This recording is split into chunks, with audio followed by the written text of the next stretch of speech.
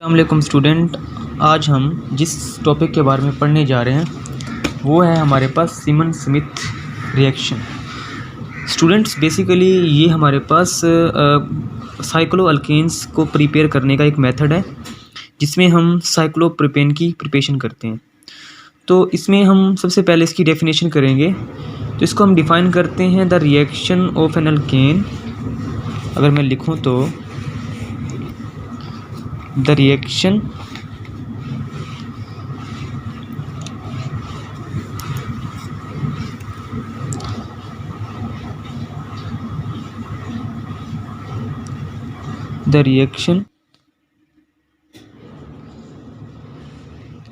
reaction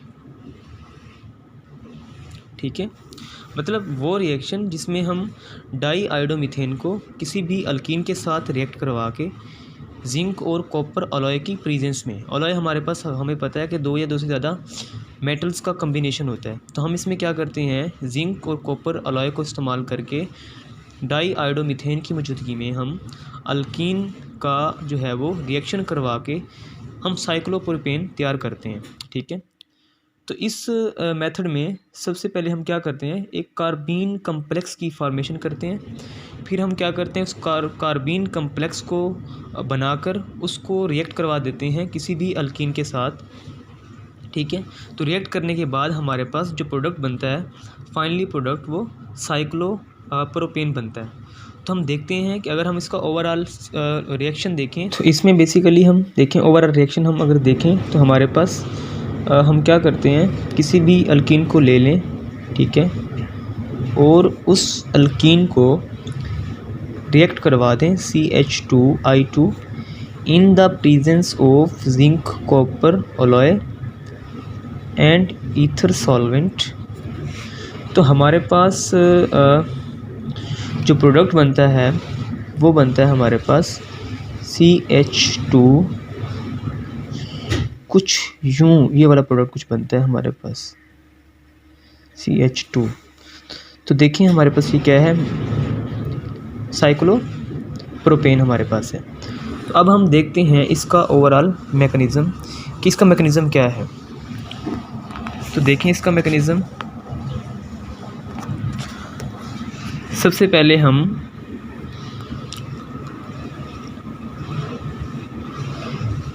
CH2I2 लेते हैं और इसको रिएक्ट करवाते हैं हम जिंक कॉपर अलॉय के साथ।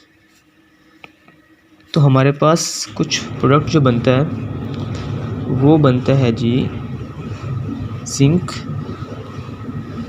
CH2 आयोडीन और ये। ठीक है, ये हमारे पास बनता है। इसको हम कहते हैं सीमन स्मिथ रिएजेंट, या फिर आप इसको जो है कार्बीन कम्प्लेक्स या कार्बिनॉइड भी कह सकते हैं। इसको आप कार्बीन कॉम्प्लेक्स। ठीक है, तो ये कार्बीन कॉम्प्लेक्स हमारे पास क्या करेगा, अल्कीन के साथ रिएक्ट करके जो हमारे पास साइक्लोप्रोपेन बना देगा। देखें कैसे, देखते हैं हमारे पास अगर हम मैकेनिज़्म देखें इसका।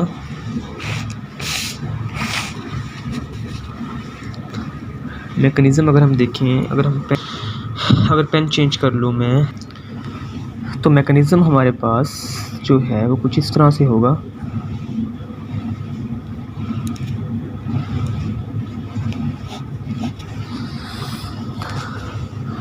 देखिए सबसे पहले हमारे पास जो कार्बिनॉइड या कार्बीन कॉम्प्लेक्स हमने बनाया है उसको रिएक्ट करवाते हैं हम किसके साथ, अल्कीन के साथ। देखिए हमारे पास फ़र्ज़ कर लें इथीन हमारे पास है,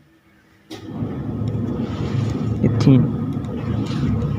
ठीक है, इसको हम रिएक्ट करवाते हैं कार्बीन कॉम्प्लेक्स के साथ,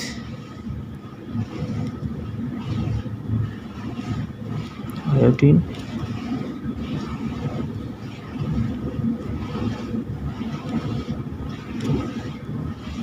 ठीक है, तो होगा कुछ यूँ स्टूडेंट्स कि हमारे पास ये जो इलेक्ट्रॉन का पेयर है, देखिए ये इलेक्ट्रॉन का पेयर अटैक करेगा इस कार्बन के ऊपर, ठीक है।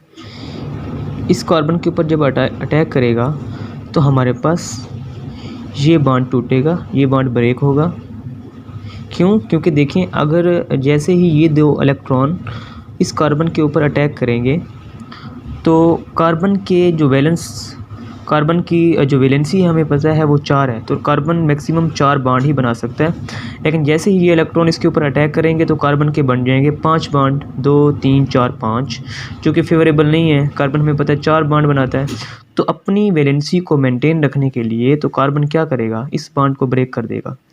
देखें, इधर फॉर्मेशन ऑफ बॉन्ड होगी, फॉर्मेशन ऑफ बॉन्ड, इधर ब्रेकेज ऑफ बॉन्ड होगी। जैसे ही ये बॉन्ड ब्रेक होगा, अब इस कार्बन की, अब ये इलेक्ट्रॉन जैसे जाएंगे ना तो इन दोनों कार्बन का बॉन्ड आपस में टूट जाएगा। तो जैसे इन दोनों कार्बन का बॉन्ड टूटेगा तो एक बॉन्ड तो बन गया इस कार्बन के साथ, देखिए इस कार्बन के साथ। इस कार्बन के कितने बॉन्ड हैं, 2 3 और 4। लेकिन अगर हम इस कार्बन के बॉन्ड गिने तो हमारे पास कितने हैं, 2 और 3 बॉन्ड हैं, ठीक है। एक और बॉन्ड चाहिए, तो अपना चौथा बॉन्ड पूरा करने के लिए तो क्या करेगी ये कार्बन, इन इलेक्ट्रॉन्स के ऊपर अटैक करेगी। तो ये इलेक्ट्रॉन हमारे पास क्या करेंगे, कुछ इस तरह इलेक्ट्रॉन अटैक करेंगे। अगर हम इन कार्बन्स को नाम दे दें, कार्बन 1 और कार्बन 2 का, तो ये कार्बन पहले मर्तबा जो बॉन्ड बनाएगी इस कार्बन के साथ बनाएगी, ठीक है।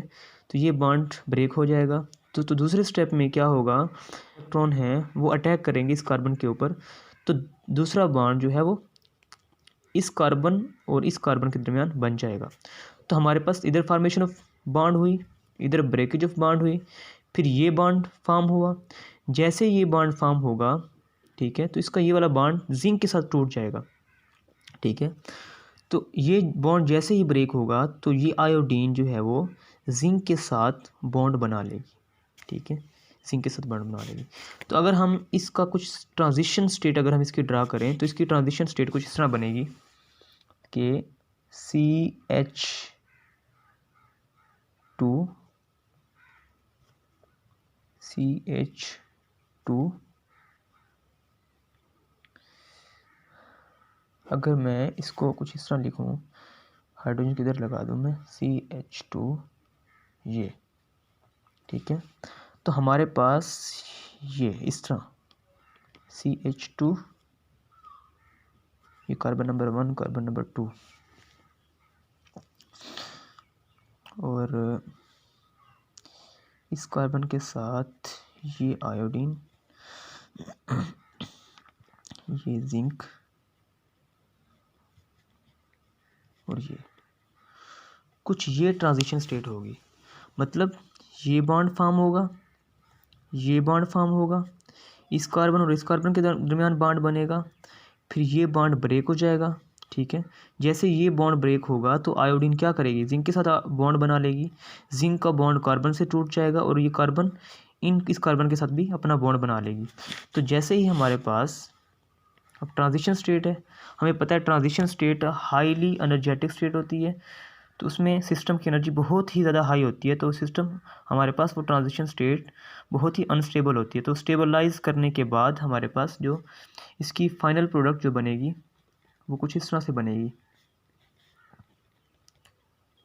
ये कुछ इस तरह से देखिए CH2।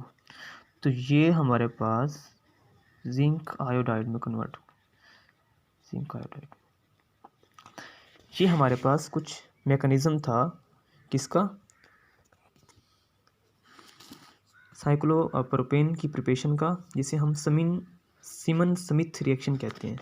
देखिए मैं दोबारा अगर आपको रिपीट कर दूं, रिवाइज कर दूं, तो इसमें हुआ क्या, सबसे पहले हमने क्या किया, कार्बिनॉइड की प्रिपरेशन की, उस कार्बिनॉइड को रिएक्ट करवाया इसके साथ, किसी भी अल्कीन के साथ। अल्कीन मतलब डबल बॉन्ड होना चाहिए, हमें पता है कि डबल बॉन्ड हमारे पास जो है वो एडिशन रिएक्शन शो करने के लिए अवेलेबल होता है। तो जैसे ही ये हमारे पास कार्बिनॉइड है वो अटैक करेगा इस अल्कीन के ऊपर। अब इस अल्कीन का जो पाई बॉन्ड है, इस पाई बॉन्ड के इलेक्ट्रॉन इस कार्बन के ऊपर अटैक करेंगे। जैसे ही इस कार्बन के ऊपर अटैक करेंगे तो हमारे पास ये इस कार्बन और इस कार्बन के दरमियान ये बॉन्ड फॉर्मेशन हो जाएगी। तो जैसे ही ये बॉन्ड फॉर्मेशन होगी तो हमें पता है कि कार्बन की वैलेंसी जो है कार्बन जो है वो 4 बॉन्ड बनाती है। तो जैसे ही ये बॉन्ड बनेगा तो कार्बन के 5 बॉन्ड हो जाएंगे। तो अपने 4 बॉन्ड पूरे करने के लिए कार्बन का आयोडीन के साथ जो है ये बॉन्ड ब्रेक हो जाएगा। जैसे ही ये बॉन्ड ब्रेक होगा, अब कार्बन की वैलेंसी पूरी 4, मतलब 4 बॉन्ड बने हुए हैं कार्बन के। अब ये कार्बन, इसके 3 बॉन्ड हैं। अगेन ये कार्बन इन इलेक्ट्रॉन्स के ऊपर अटैक करेगी। ये इलेक्ट्रॉन्स जैसे ही इनके ऊपर अटैक करेगी तो इस कार्बन का दूसरा बॉन्ड इस कार्बन के साथ बन जाएगा। ठीक है, तो हमारे पास दूसरा बॉन्ड बन गया। तो जैसे ही ये बॉन्ड बनेगा तो ये ऑब्वियस सी बात है कि ये बॉन्ड ब्रेक हो जाएगा। जैसे ही ये बॉन्ड ब्रेक होगा तो हमारे पास आयोडीन और जिंक आयोडाइड मिल जाएंगे। मिलकर हमारे पास क्या करेंगे, जिंक आयोडाइड इस तरह कुछ। देखें, ये बॉन्ड फॉर्मेशन, बॉन्ड फॉर्मेशन, ये बॉन्ड ब्रेकेज, ये बॉन्ड ब्रेकेज, तो ये बॉन्ड फॉर्मेशन। तो हमारे पास एक ये बॉन्ड फॉर्मेशन होती है, एक ये बॉन्ड फॉर्मेशन होती है और एक ये बॉन्ड फॉर्मेशन होती है। मतलब 3 बॉन्ड फॉर्म होते हैं और 2 बॉन्ड टूटते हैं। तो टूटने के बाद हमारे पास जो फाइनल प्रोडक्ट है, आप देखें हमारे पास साइक्लोमीथेन इथेन प्रोपेन, साइक्लोप्रोपेन हमारे पास तैयार हो गई। ये हमारे पास सिमन स्मिथ रिएक्शन हमारे पास है। Thank you.